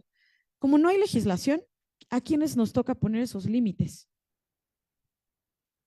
A los profesores, a los estudiantes, a nosotros como seres humanos en nuestro ejercicio profesional. Entonces, pues te agradezco mucho esta participación. Vamos a dar, sí vamos a tener un espacio de preguntas al final, vamos a respetar los tiempos de los ponentes. Voy a dar lectura de la doctora Maday Merino Damián, quien es abogada, escritora y servidora pública del Estado de Tabasco, fungió como consejera distrital de la Junta Electoral del Instituto Nacional Electoral y fue la primera mujer consejera presidenta del Instituto Electoral. De eso sí me siento orgullosa, la primera mujer. Y de Participación Ciudadana de Tabasco. Su trabajo ha estado enfocado en favor de la paridad y al combate de la violencia política en razón de género, motivo por el cual la Universidad Juárez Autónoma de Tabasco le otorgó un reconocimiento. Tiene varias publicaciones en materia de derechos humanos, democracia local y federalismo, así como derecho y cambio constitucional a un siglo de la Constitución y sobre todo que es integrante distinguida del Colegio Nacional de Profesores de Derecho Procesal, doctor Cipriano Gómez Lara. Gracias por estar con nosotros desde Tabasco. Un honor poder contar con su participación. Le damos el uso de la voz. ¿En este? No funciona. Bueno, primero que nada, pues muchísimas gracias por la presentación y pues agradecer, como creo que lo hemos hecho todos, aquí el liderazgo que ha tenido el maestro Hugo para la realización de estos trabajos, yo creo sumamente necesarios y yo espero que siempre se sigan haciendo porque yo recordaba el día de hoy es una reunión que se tuvo con el maestro Cipriano Gómez Lara. Yo todavía era estudiante y recuerdo que estaba yo así como ustedes, sentados así en la mesa, llega el maestro, sube aquí a la palestra y dice, ¿dónde está el moderador? No hay, bueno, sube aquí conmigo, ¿no? Me vas a acompañar. Entonces, y justamente recuerdo esa vez porque se hablaba ya en esa ocasión, él abrió ese debate, un debate sobre el uso de la tecnología para el derecho. Entonces, vaya, estamos hablando de más de 20 años, yo creo, ¿no? Más de 20 años, que él, no se me olvida, es que, ¿cómo es? Cuando estás sentado, ¿no? Al frente, pues yo aprendo mucho más estando aquí con ustedes, ¿no? Entonces yo creo que eso lo llevo muy, muy presente como alumna en aquella ocasión, pero también como un visionario, el maestro Cipriano Gómez Lara, un visionario tremendo. Él yo creo que ya veía venir todo lo que estamos viviendo ahorita con la inteligencia artificial. Antes se mencionaba solamente el tema de las TICs, de las tecnologías, pero ahora ya tenemos el tema de la inteligencia artificial. Bien, el tema que yo quiero tratar, que al final trataré un poquito de lo que mencionó aquí el maestro, el tema que yo quiero tratar ahora es el tema relacionado con las reformas que se dan en materia constitucional y su posible aplicación, ¿no? Entonces, posible aplicación y al final de cuentas, cómo afecta no solamente a nosotros como ciudadanos, sino también nos va a afectar en el plano del tiempo de cumplimiento. Sí, es algo que cuando lo hemos vivido, yo les voy a poner el ejemplo en la materia electoral, en algunos temas en materia penal, y por supuesto algo que estamos viendo en materia judicial que viene muy, como decimos, junto con pegado con la materia electoral, aunque no querramos, ¿no? Y hay muchas preguntas todavía por ahí, así como que, ¿y a quién vamos a impugnar?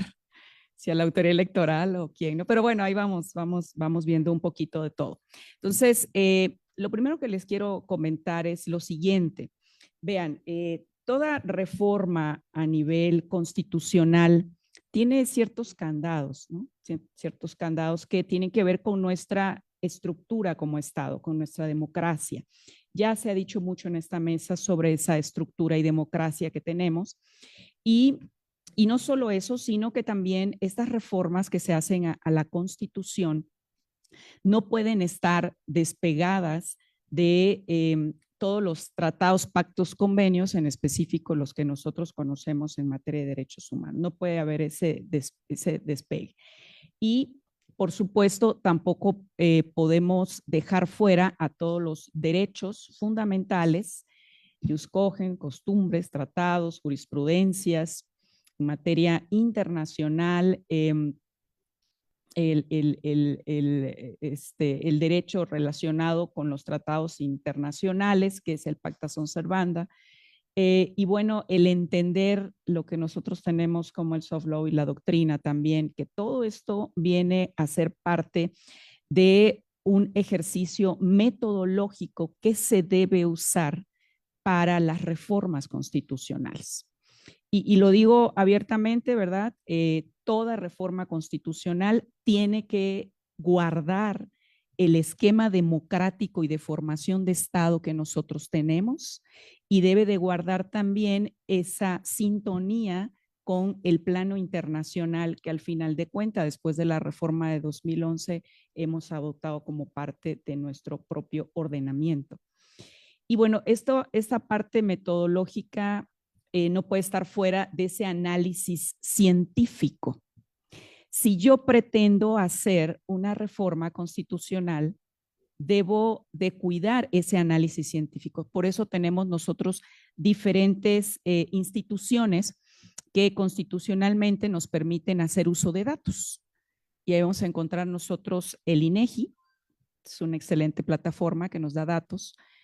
Y también vamos a encontrar algunas plataformas de carácter, vamos a llamarle institucionales, que nos sirven también y que nos arrojan datos y que nos van a ayudar mucho a la toma de decisiones, porque la toma de decisiones no puede ser una toma de decisiones solamente porque creo que así va a funcionar y creo que va a ser bonito, como lo estoy pensando aquí en mi mente. Tiene que ser una toma de decisiones con un análisis científico, filosófico. No voy a hablar más de los temas a fondo, pero por el tiempo, sociológico, cultural, económico, ¿sí? Y como ya lo mencionaba aquí la doctora, efectivamente he manejado mucho el tema de grupos y comunidades indígenas, grupos vulnerables de diferentes. Yo siempre digo que esta reforma, por supuesto, que debe tener el carácter de transversalidad sobre el tema del cuidado y la protección a estos grupos. Todos, hasta los considerados por la propia Suprema Corte como grupos sospechosos, dice. ¿Sí? O sea, no tengo quizás un número grande o no lo tengo definido, pero por sus categorías se encuentra en una vulnerabilidad. Y no hablo tampoco mucho, hay mucho que hablar sobre este tema porque también hay categorías, subcategorías y también vamos a encontrar elementos que agravan categorías que agravan esta calidad que tiene de vulnerabilidad la persona. Bien. ¿Qué otro elemento tenemos que tomar en cuenta para una reforma constitucional? La historia, las realidades a través de la numeralia, ya lo mencioné como, la medición y análisis de las percepciones. Nosotros tenemos varios instrumentos que nos miden percepción. Tenemos instrumentos relacionados con anticorrupción de varias instancias a nivel internacional. Ahora me toca hacer revisión y análisis precisamente sobre esos temas.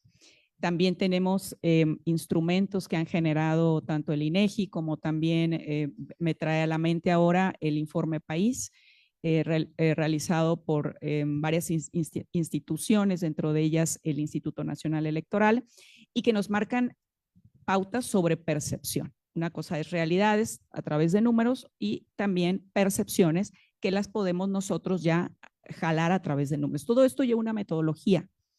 Cada uno de estos estudios lleva una metodología. Entonces, si yo tengo todo esto, y por supuesto el análisis comparativo, se me pasaba el análisis comparativo. Si yo tengo todo esto, voy a poder tener un elemento científico para decir, voy a modificar algo de la Constitución, no de reglas secundarias, ¿no? De la Constitución. Requiero, y más ahora que tenemos una sociedad que reclama que cada vez que nuestras instituciones, nuestros poderes deciden hacer un cambio, pues dicen, ¿en base a qué? ¿Cuál es tu fundamento? Dámelo. Entonces yo creo que aquí tenemos que hacer una reingeniería constitucional y decir, para que tú me modifiques, ya te dije que debes de respetar mi formación de Estado, la democracia como la entendemos, el concepto que tenemos de Estado, pero aparte debes de demostrarlo verdaderamente, científicamente, y no, bueno, no porque seamos, pues la mayoría de los que estamos aquí, personas que nos interese la investigación, digamos, bueno, porque están desde esa perspectiva, de cualquier perspectiva que ustedes lo quieran ver. La toma de decisión de cualquier ente público tiene que estar con base a números. Me van a decir, como me dijeron una vez mis alumnos, maestra, somos estudiantes de Derecho porque estaba yo sacando la numeralia relacionada con el gasto público que se hace y cuántos ciudadanos somos, ¿no? Entonces, sí le digo, pero con base a eso vamos a decidir y vamos a ver si verdaderamente está pegado. Hay una congruencia sobre este tema. Bien, ahora, por supuesto, no podemos dejar fuera los principios que tenemos nosotros constitucionales relacionados con el principio de inviolabilidad, de rigidez, de la supremacía constitucional. No me adentro mucho a ellos tampoco porque quiero más adentrarme a otros temas. Y, por supuesto, para que se dé esta reforma constitucional no podemos dejar fuera todo el concepto del derecho parlamentario. Yo no sé si llevan alguna materia aquí sobre derecho parlamentario, pero créanme que es para hablar todo un día de ese tema y mucho más, ¿no? Un congreso no acabaríamos. ¿Por qué? Porque precisamente por violar un derecho fundamental parlamentario, que es el tema de la discusión y análisis, es que no se dieron las reformas constitucionales relacionadas en materia electoral en el año 2023. O sea, la Corte, a través de una acción de inconstitucionalidad, dijo no, pero no voy a analizar el contenido, dice. Solo me voy a ir a revisar si cumpliste con una cuestión procedimental. Y tristemente habían cosas muy buenas en esa reforma, otras que a lo mejor no nos gustaban, pero otras muy buenas relacionadas con grupos vulnerables, fabulosas, y otras no. Pero ni siquiera entraron al estudio. ¿Por qué? Porque no cumplieron con un principio relacionado a esa parte de discusión. Si yo voy a tomar una decisión, soy un grupo parlamentario pequeño, no porque yo sea pequeño me lo vas a dar una hora y que dentro de 30 minutos vamos a tomar la decisión, alzar la mano, no, ¿verdad?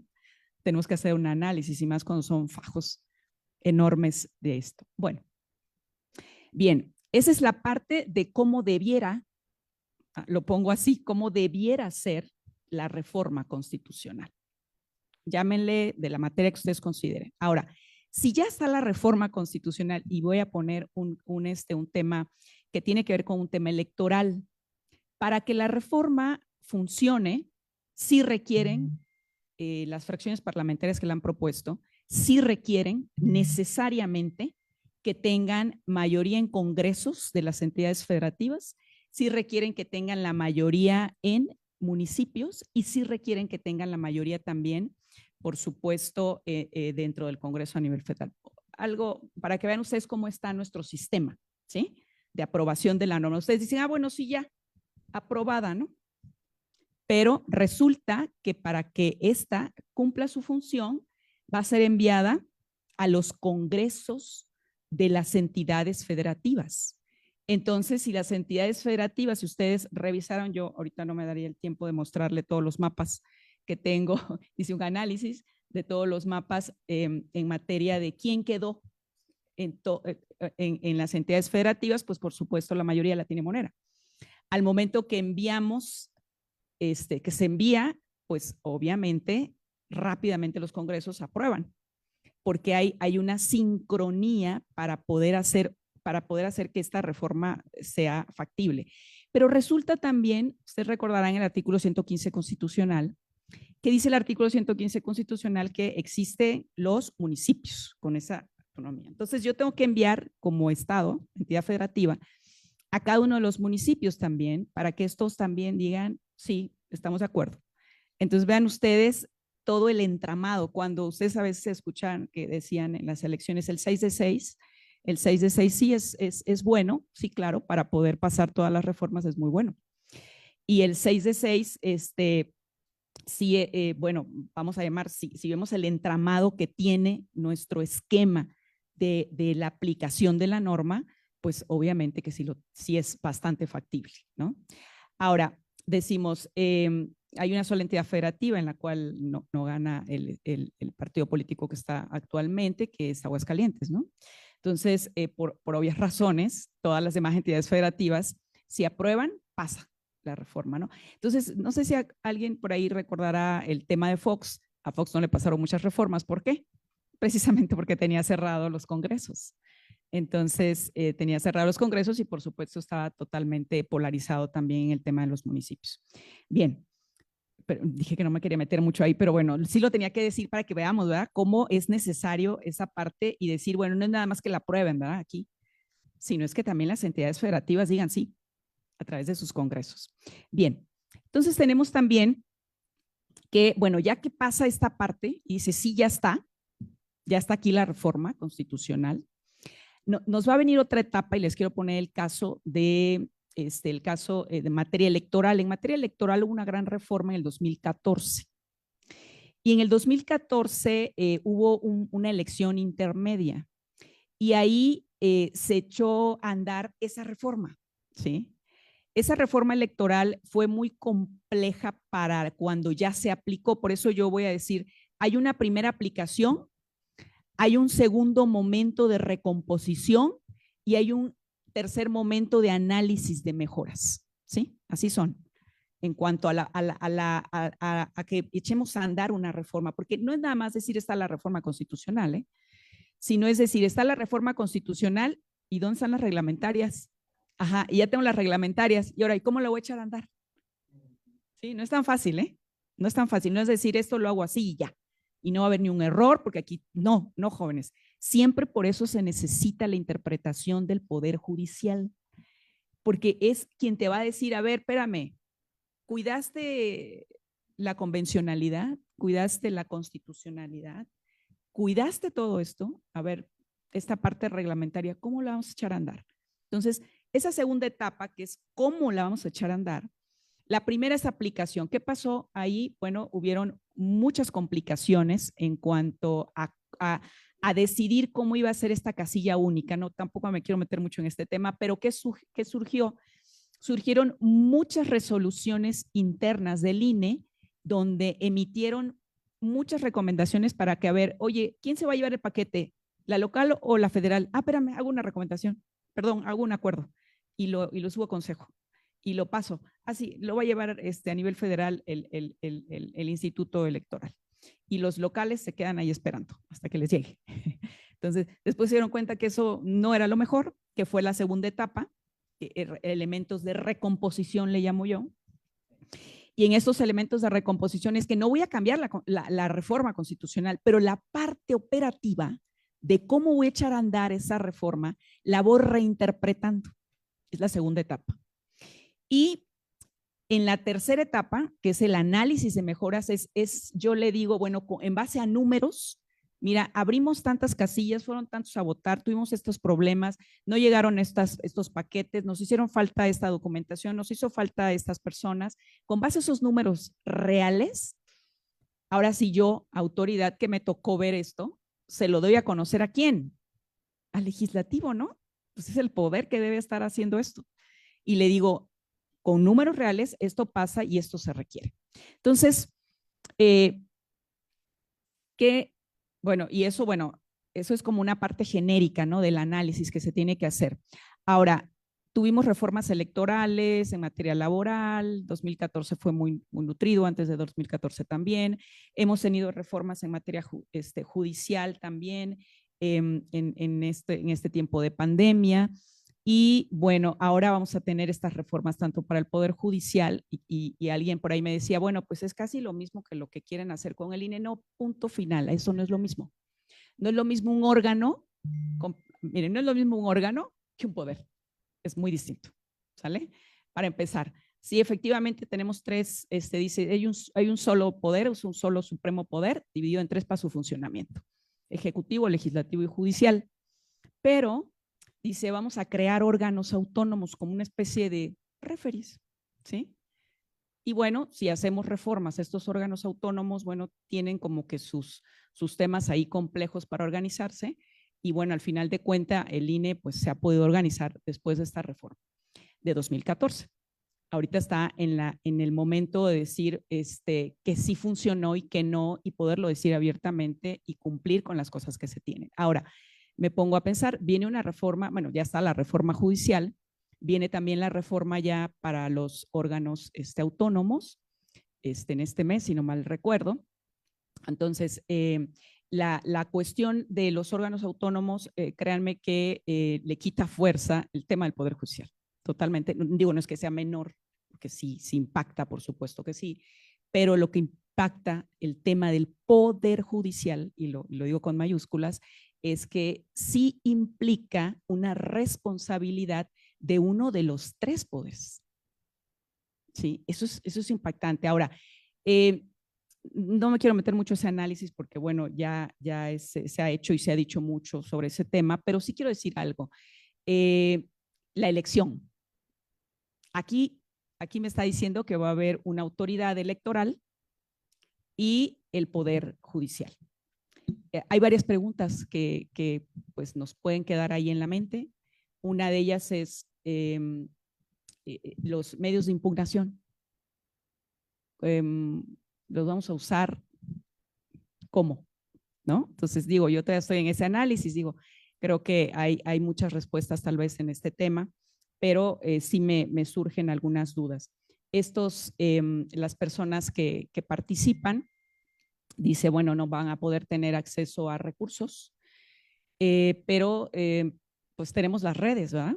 Y las redes han sido de mucha y de gran importancia. Aquí el maestro acaba de hablar de esta inteligencia artificial y por supuesto el impacto de ella en las redes también es muy interesante. Pero también yo aquí quiero comentar algo que nos sucedió. Fíjense que nosotros teníamos un asunto en el cual en época de elecciones, en la subetapa relacionada con la campaña, perdón, previo a la campaña, no en la campaña, previo a la campaña, la ley es muy clara y dice que si tú eres candidato o vas a ser, quieres ser, tú no puedes hacer un llamado expreso al voto. Entonces, es una condicionante. Si tú lo haces, estás fuera de la contienda. Cuando venga, porque el único momento en el que lo puedes hacer es en las precampañas y en las campañas, nada más. Fuera de ahí, no puedes hacer un llamado expreso al voto. Nos sucedió que viene un partido político acusando a otro y dice, ¿sabes? En la red, creo que es era Twitter antes y ahora es X, pero antes era Twitter, ¿no? Entonces, en la red, fíjate que hay una persona que aquí aparece haciendo un llamado expreso al voto. Ahorita me pongo a pensar, ¿y qué tal que hubiera sido un avatar, como dice aquí el maestro, ¿no?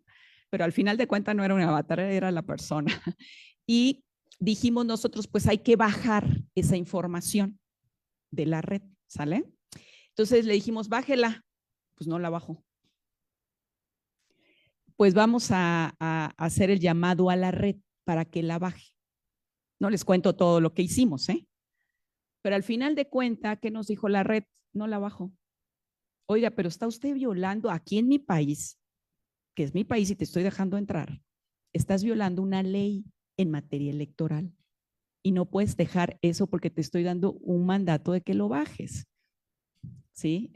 Y que dijo, no, es que yo no puedo porque pues las oficinas centrales, quien maneja todo esto no soy yo, sino está en Países Bajos. Ustedes ya llevaron Derecho Internacional, sabrán que para entrar a este tema, yo tendría que estar hablando de, pues a lo mejor primero un procedimiento aquí, que se sustancie, para después a través de buenos oficios enviarlo, ¿no? Entonces eso va a implicar, digo, ya cuando me resuelvan de aquello, no, y aquellos van a tener la posibilidad de hacer todavía su procedimiento interno y decir, no, espérate, no es porque tú me lo digas, déjame ver primero yo. Y va a tener la posibilidad que él de defenderse en su país. Y después de que se defienda va a poder decir, ah, bueno, sí, bájalo, pero se lo va a ordenar su país. Porque él vive allá, tiene sus oficinas allá y tiene todo allá. Entonces, ese es un tema bastante complejo.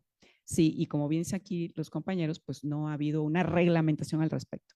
Obviamente quedó ahí arriba, violando todas las leyes aquí en México, y pues, ¿qué haces, no? El INE en su momento lo que ha hecho es como especie de buenos oficios, vamos a platicar, después de todas esas circunstancias, vamos a platicar para que las cosas no se den a como se han dado ahora. Y mira, tenemos una etapa y dile allá a la gente del otro lado que no lo vuelva a hacer, ¿no? Pero al final de cuentas significa que no tenemos jurisdicción con ellos, ¿eh? Esto me quedó clarísimo. Clarísimo, ¿eh? Y esto es grave. Entonces, sumamente grave. Y no quiero dejar pasar algo que dijo también aquí, me encantó esa parte porque yo voy con eso, es la ética y la responsabilidad. Si bien es cierto que para los temas de anticorrupción se ha creado que todos tengan códigos de éticas, que todos tengan órganos de anticorrupción y todo esto sí está muy bien, pero ese es un tema que tiene que ver con esa conducta, ya algo de lo interno que lo externas. O sea, no te lo quedas, pues, lo tienes que externar, se tiene que notar. Entonces, para el tema de el trabajo con las redes, sí, en diferentes materias y resoluciones, pues ha sido incipiente, sino por decir nulo en algunas cuestiones. Ahora hubo una resolución en la cual un partido político puso en la red, sí saben que está prohibido hacer campañas con niños, ¿no?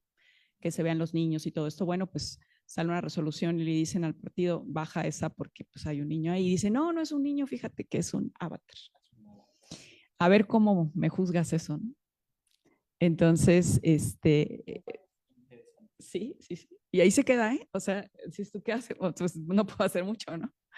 Entonces, se los dejo ahí porque creo que es mucho tiempo, hay más cosas por decir, pero lo que sí quiero dejar claro que también muchos de los temas que no se han logrado pasar al tramo de las tecnologías básicas y mucho menos de la inteligencia es el tema relacionado con la confianza.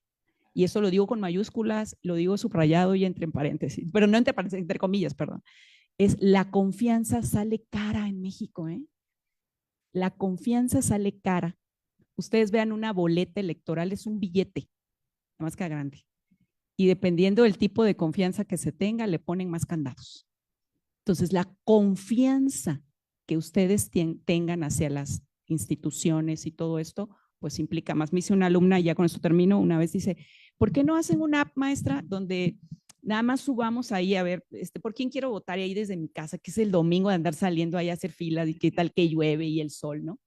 Y yo le dije, no, hombre, está fabuloso, pues yo espero que haga su partido político, llegues y armes algo de eso, le digo, porque por lo que está ahorita es mucha desconfianza, ¿eh?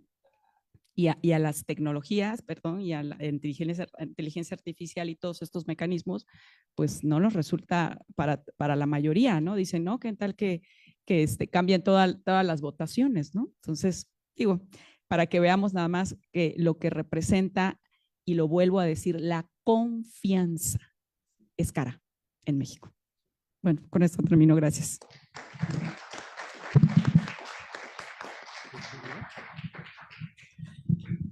Bueno, pues con estas maravillosas exposiciones, tanto de Rodolfo como de Maday, terminamos las sesiones del día en la mañana. En la tarde tendremos la última sesión presencial a las 6:30 de la tarde. Les agradecemos mucho, Maday, Rodolfo, el que estés aquí, lo valoro mucho y que en breve te estés integrando a los trabajos del colegio. Creo que le darás un valor agregado a nuestro colegio y eres bienvenido. Estaremos al pendiente de todas las tareas que nos dejaste. Tenemos pendiente el convenio, ya veremos la forma de darle un protocolo adecuado, porque me parece que es muy importante el institucionalizar estos lazos. Y bueno, pues está aquí llegando nuestro jefe de la división de estudios de posgrado, a quien le agradecemos que nos haya abierto el espacio, toda la paciencia que ha tenido para consentirnos, porque es lo que ha hecho al tener no solamente las aulas, sino al estar al pendiente de nosotros, cómo vamos, cómo van los trabajos, los pactos y acuerdos que hemos tenido con distintas personas que han estado aquí. Ayer el maestro Sergio Valls, y bueno, pues agradecerte, Imer, que nos hayas abierto las puertas. El colegio está muy agradecido. Todavía tenemos una última sesión en la tarde, pero la sesión de la mañana termina en estos momentos. No sé si quieras darnos algunas palabras. Eso, lo que lo he estado monitoreando, porque tenemos allá abajo la pantalla, y pues ya estando en redes es fácil estarlo siguiendo desde donde esté aún, ¿no? Entonces estaba ya aquí hace rato, ya subí hace ratito, porque dijimos, no, pues hacia las 2 que estén acabando, pues ya me asomo tantito. Pero pues me entró una llamadita, me salí corriendo. Entonces ahorita que vi que ya acabaron, dije, bueno, subo corriendo. Entonces todavía tengo que agarrar un poco de aire, pero entonces ya subí. Justo porque me parece muy importante lo que decías ahorita, Hugo, de que el posgrado está aquí, el posgrado es de la UNAM, el posgrado es de todos ustedes, no es nada más mío, ni de los profes, ni de los alumnos, es de todos. Y verdaderamente que es bien importante que nos reapropiemos del espacio. Entonces, nuestro espacio, entonces esa parte de yo también agradecido con Hugo que trae ideas, tiene ideas, las presenta y las va ayudando a ejecutar, ¿no? Y justamente en la mañana me topaba con una de esas noticias que dice que las ideas no sirven de mucho si no las pones a trabajar, y tú te pones a trabajar para que se hagan realidad esas ideas, ¿no? Entonces, pues gracias por siempre el apoyo, de que sé que se van a concretar cosas, se pueden concretar cosas. Y me gustó mucho, lo destaco, que pidió que moderara alguno de los alumnos de la especialidad, que los mismos de la especialidad habían hecho las infografías. Entonces, hay mucho trabajo que yo creo que podemos mejorar si entendemos que estos espacios somos más de comunidad académica. En un espacio, suelo decir que sé que hasta el auditorio está así vertical, pero que nos los imaginemos más horizontales, ¿no? Los que están de un lado un día pueden estar otro día de este lado y viceversa. Entonces, eso, pues reiterarles también, al contrario, el agradecimiento porque están, digamos, nosotros ofrecimos la mano, pero también se necesita que alguien la tome, ¿no? Entonces, gracias por tomarnos la mano, Hugo, y por apoyarnos, ¿no? Entonces, eso, y concretar cosas, me encanta. Y pues, bueno, además, conocidos de tiempo, entonces, eso también me da gusto verlos por acá. Entonces, bienvenidos, les reitero la bienvenida. Y pues sí, a seguirle con los trabajos en la tarde y mañana también por internet, ¿sale? Pues buena tarde, provecho. Gracias.